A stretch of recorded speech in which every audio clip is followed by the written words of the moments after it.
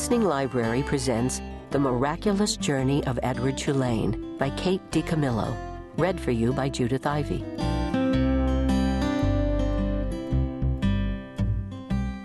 Chapter 1. Once, in a house on Egypt Street, there lived a rabbit who was made almost entirely of china. He had china arms and china legs, china paws and a china head, a china torso and a china nose. His arms and legs were jointed and joined by wire so that his china elbows and china knees could be bent, giving him much freedom of movement. His ears were made of real rabbit fur, and beneath the fur there were strong, bendable wires, which allowed the ears to be arranged into poses that reflected the rabbit's mood: jaunty, tired, full of ennui. His tail, too, was made of real rabbit fur and was fluffy and soft and well-shaped. The rabbit's name was Edward Tulane, and he was tall. He measured almost 3 feet from the tip of his ears to the tip of his feet. His eyes were painted a penetrating and intelligent blue. In all, Edward Tulane felt himself to be an exceptional specimen. Only his whiskers gave him pause. They were long and elegant, as they should be, but they were of uncertain origin. Edward felt quite strongly that they were not the whiskers of a rabbit.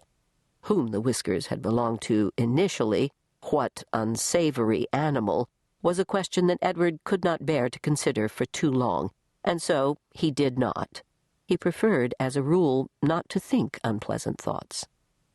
Edward's mistress was a 10-year-old dark-haired girl named Abilene Tulane, who thought almost as highly of Edward as Edward thought of himself. Each morning, after she dressed herself for school, Abilene dressed Edward.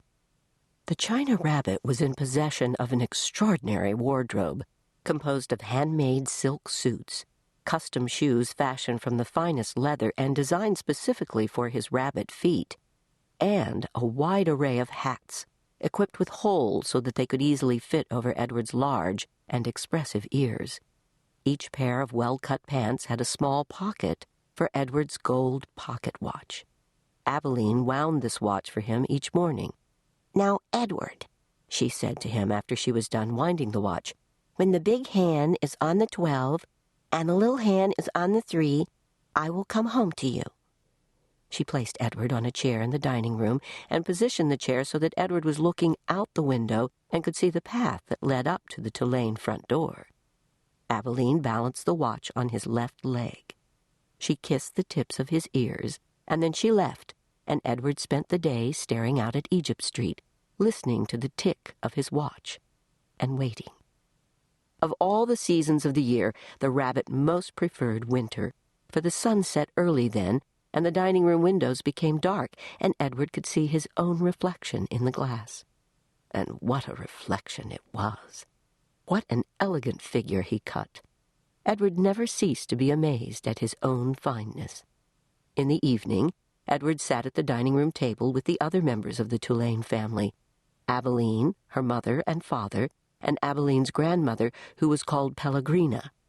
True, Edward's ears barely cleared the tabletop, and true, also, he spent the duration of the meal staring straight ahead at nothing but the bright and blinding white of the tablecloth. But he was there, a rabbit at the table. Abilene's parents found it charming that Abilene considered Edward real, and that she sometimes requested that a phrase or story be repeated because Edward had not heard it. "Papa," Abilene would say, "I'm afraid that Edward didn't catch that last bit." Abilene's father would then turn in the direction of Edward's ears and speak slowly, repeating what he had just said for the benefit of the china rabbit. Edward pretended, out of courtesy to Abilene, to listen, but in truth he was not very interested in what people had to say, and also he did not care for Abilene's parents and their condescending manner toward him. All adults, in fact, condescended to him. Only Abilene's grandmother spoke to him as Abilene did, as one equal to another. Pellegrina was very old. She had a large, sharp nose and bright black eyes that shone like dark stars. It was Pellegrina who was responsible for Edward's existence. It was she who had commissioned his making, she who had ordered his silk suits and his pocket watch, his jaunty hats, and his bendable ears, his fine leather shoes, and his jointed arms and legs, all from a master craftsman in her native France. It was Pellegrina who had given him as a gift to Abilene on her 7th birthday. And it was Pellegrina who came each night to tuck Abilene into her bed and Edward into his. "Will you tell us a story, Pellegrina?" Abilene asked her grandmother each night. "Not tonight, lady," said Pellegrina. "When?" asked Abilene. "What night?" "Soon," said Pellegrina. "Soon there will be a story."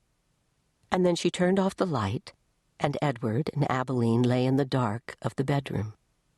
"I love you, Edward," Abilene said each night after Pellegrina had left. She said those words, and then she waited, almost as if she expected Edward to say something in return. Edward said nothing. He said nothing because, of course, he could not speak. He lay in his small bed next to Abilene's large one.